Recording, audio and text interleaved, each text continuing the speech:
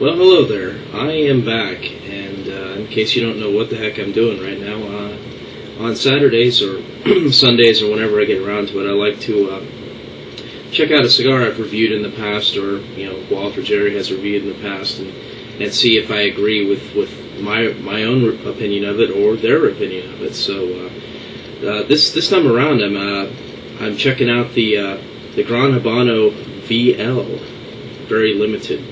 I'm not sure if you're going to be able to see it very well just because of the lighting, but yeah, it's more or less.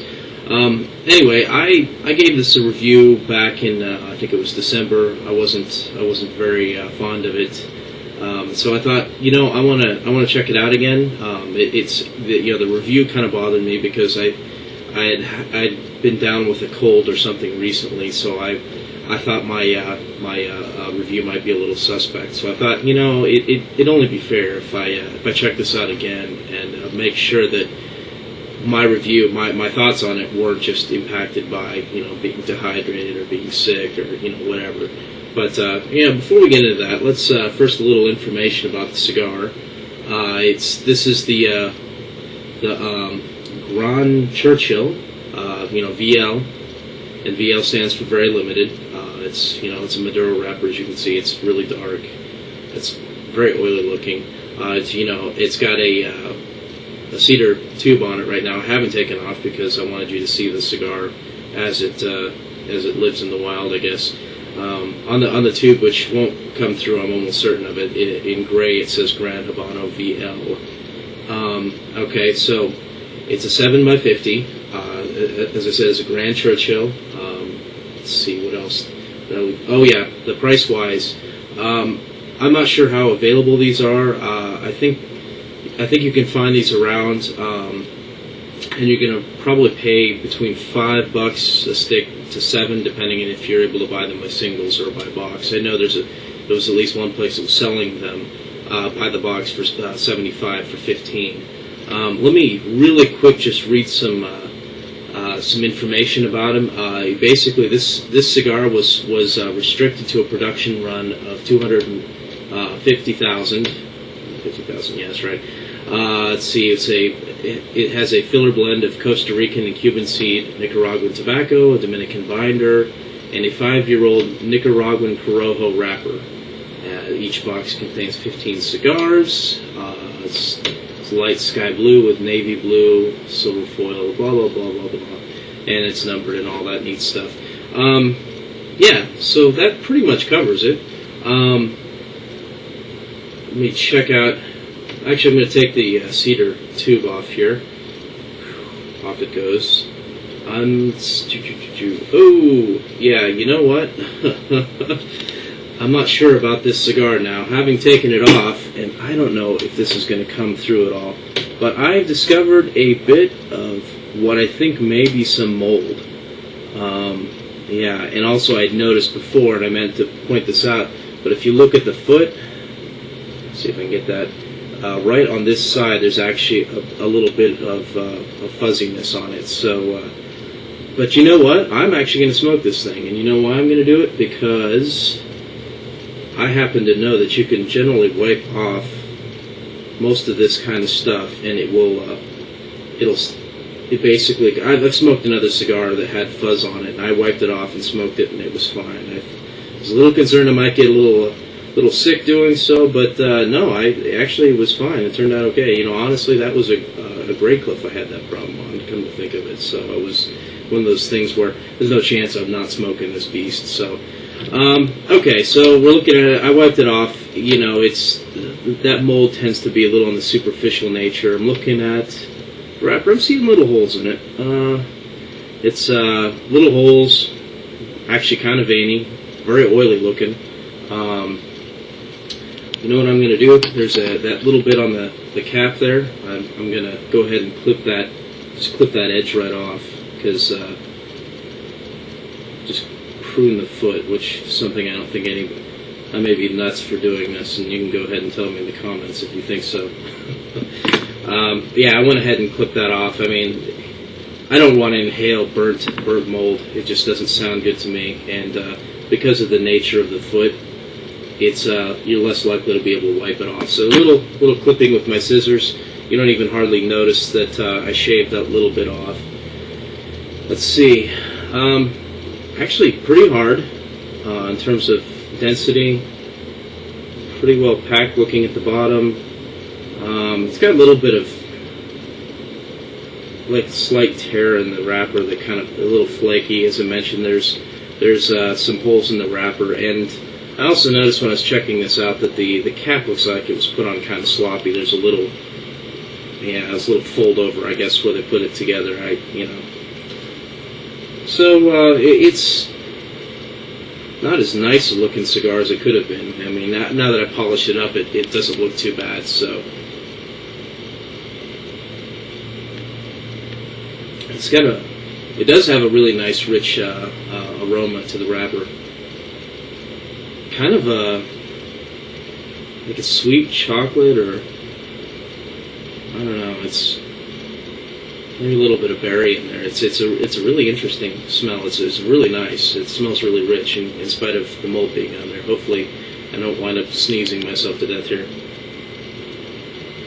Now, when the cedar was on this cedar tube is just the prettiest smelling thing in the world. I mean, it might be worth just picking one of these up to smell the cedar tube. It's almost floral. I'd swear there's like perfume on that.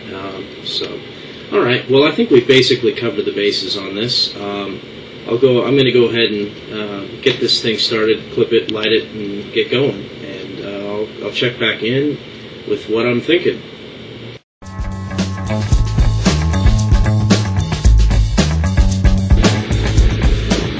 Well, I'm just a little ways into this, and I already had a little bit of an issue getting it lit initially. It did not want to get lit, and then didn't want to keep going. But I think I'm over the hump on that.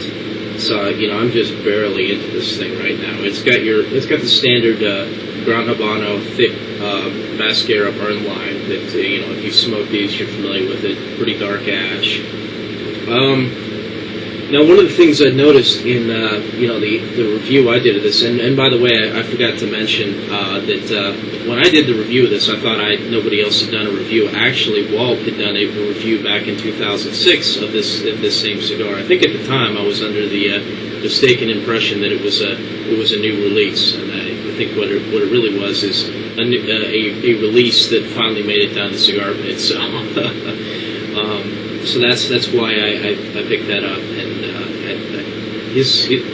maybe his review is missing from the cigar index, but I found it. But anyway, one of the things I noticed about this that kind of sullied my opinion of it. Let me keep it going here.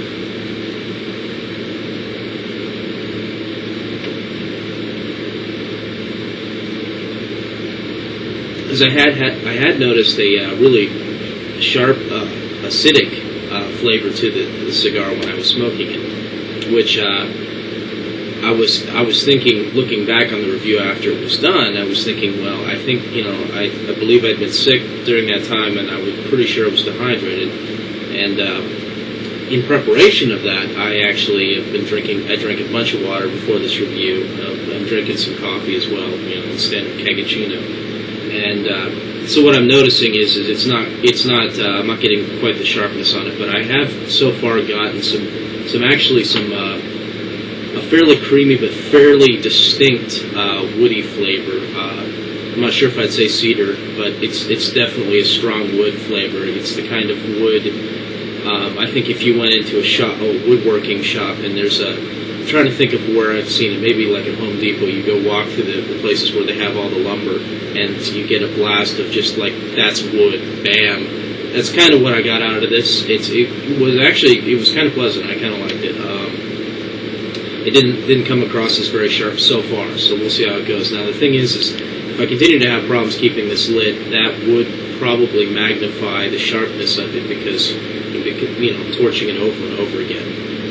So it overly burns, it would come across harsher. But if it continues to burn okay, then maybe we won't have a problem. So I'm going to smoke this little ways now, and try to come back when I've got a little bit more interesting things to say, and we'll see maybe about as we get into the second, third. hang tight.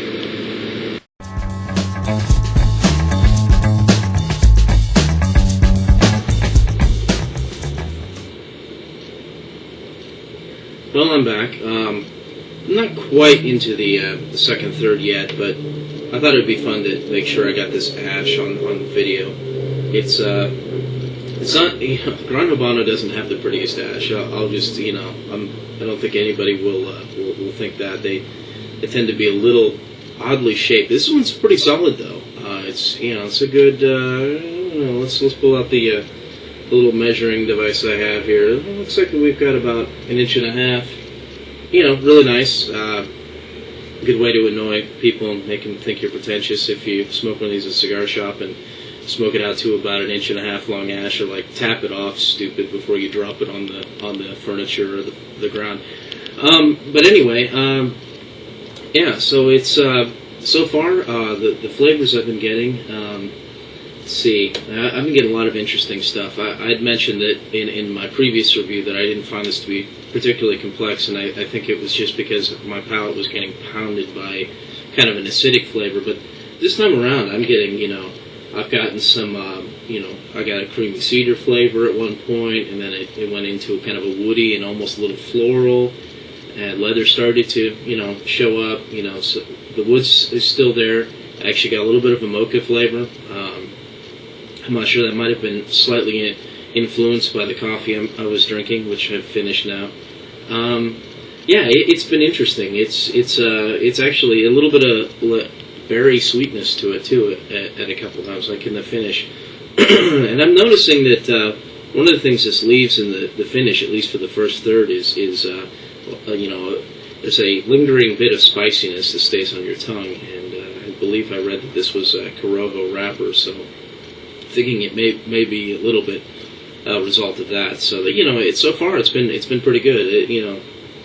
Good long ash, and the burn line a little uneven, which doesn't surprise me. It's a little uneven. It's thick the way most Gran Habanos I've smoked, but so getting beyond that, if you tapped it off, you probably wouldn't notice it. So I think that's a kind of a small cosmetic point, really.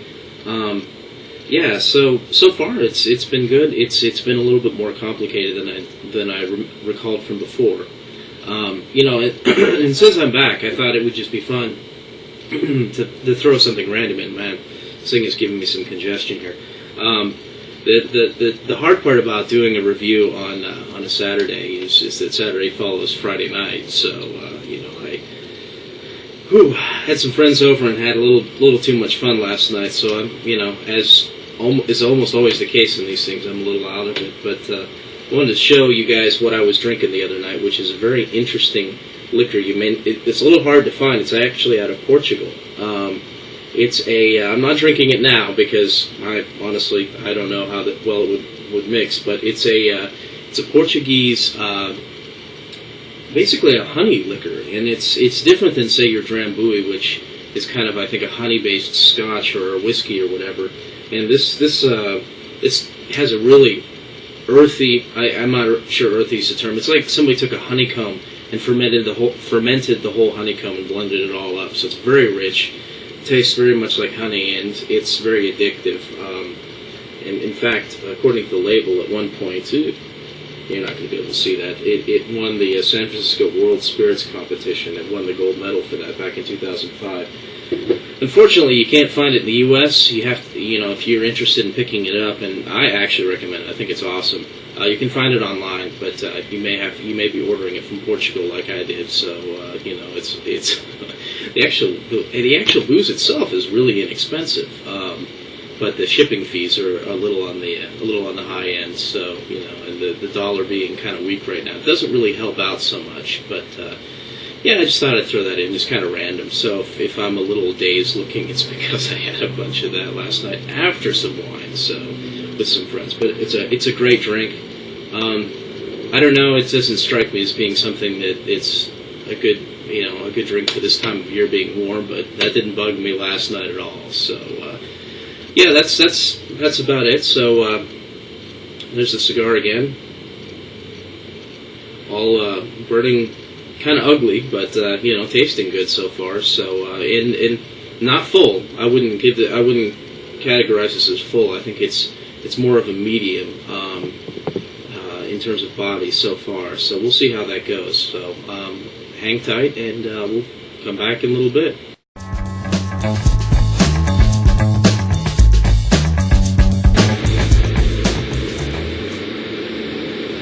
Well, I'm back. I don't know how long it's been. I've been screwing around on Twitter while I've been doing this, so this is where I'm at. I'm in the second third a ways, and one of the things I've been noticing is in the second third, I've been having a heck of a time keeping this thing lit. It seems to really want to go out really badly, so not happy about that. And keeping it lit is actually bringing on a little bit more of a harshness out of it, and it's really magnifying the spice. It's not terrible at this point or anything, but it's kind of an annoyance, you know. It's one of those things. It's supposed to be a special limited edition, and you know, it's kind of being a little limited crybaby here. So anyway, but I have noticed when it's burning and everything's progressing nicely. I'm gonna turn off my fan here.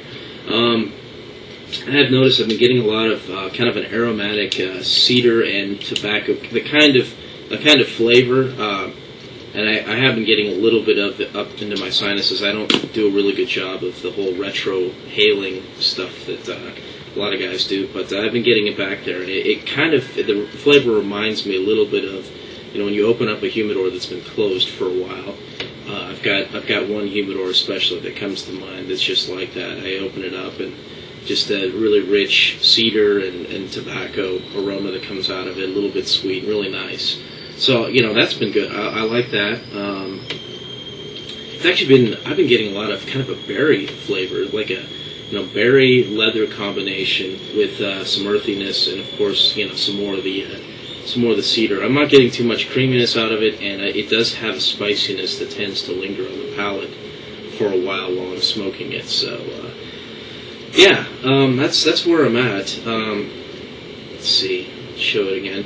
It's still burning, kind of ugly, still uneven. The draw is good. I haven't mentioned anything about the draw. The draw is good, which is probably helping keep it lit when it does want to stay lit. Yeah, I'm not really seeing any issues with tar or anything like that. I would taste it probably at this point if there were. So, yeah, it's one of those things. You might be able to see it a little bit of a lip there where the one leaf is pulling away and while the rest of it burns. So,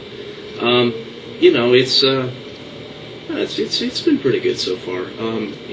Again, more complicated than I remember it being. I'm not getting the sharp, battery to the tongue flavor I was getting before, which I'm just convinced had to do with me being a little under the weather and my, being a little too dry. I just find that I don't know what it is, but I'm susceptible to a little bit of dehydration, and when that happens, it really skews my palate. So I'm really glad I'm following up on this. We'll see how it goes from here, and we'll check back in, and hopefully, we'll check back in the final third if something crazy doesn't happen between now and then. We don't have too much farther to go, so hang tight.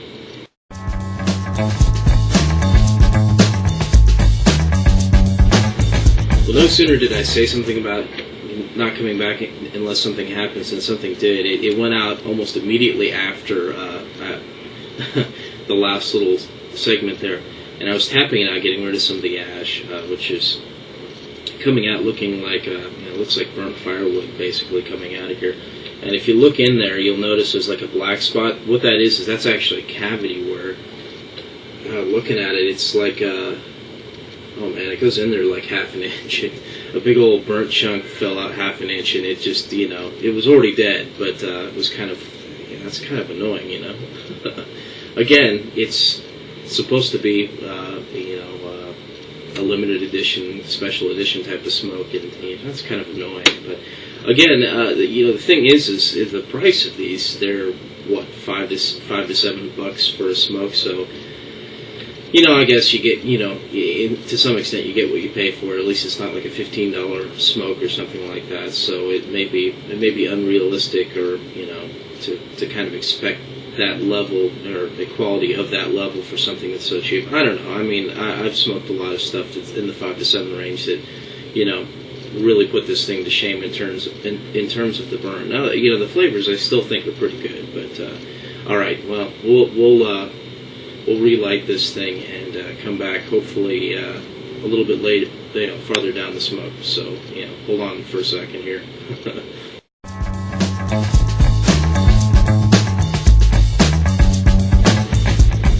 Well, I'm back, and I guess I'm just about in the final third, give or take. And this thing has gone from being an enjoyable cigar to one I just can't keep lit. I'm getting flashbacks to the Don Lino Africa Duma that I smoked a while back. And you know what? I mean, it was great up until a point, but it's annoying me. And you know what? I think I'm done with it, honestly. I kind of hate to put a cigar down that's got that much left on it, but I'm not getting anything out of it but harshness because I can't keep it lit, so I'm constantly relighting it. And every time I do, the end catches on fire. I can't keep it from doing that. It won't light, and then when I do it, it forms a small bonfire at the end, and then you've got those stupid little black, little floating things. I don't know if you've noticed that before. They're just kind of little curlicues of I don't know what it is, some sort of a black discharge that floats through the air, and it's kind of disgusting, actually. So,